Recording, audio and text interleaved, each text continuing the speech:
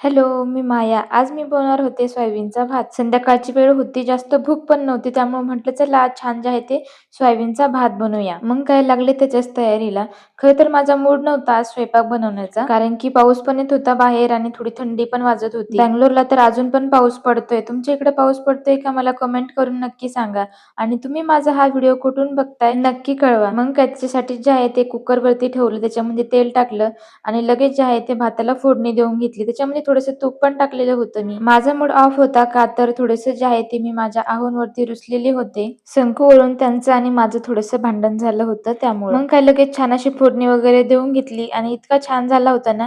मी first टाइमच बनवला होता हा भात. आता ही जी रेसिपी आहे ना ती आमच्या आहोंची आहे, कारण की त्यांनी पहिले बनवला होता असा भात. त्यामुळे त्यानंतर जे आहे ते मी असा ट्राय केला. तर 10 मिनिट मी गॅसवर ठेवलं आणि लगेच आपला भात तयार झाला होता. चवीला पण खूपच छान होता. चला आजच्यासाठी एवढंच. भेटूया नेक्स्ट व्लॉग मध्ये. बाय. लाईक, सबस्क्राईब आणि फॉलो करायला विसरू नका.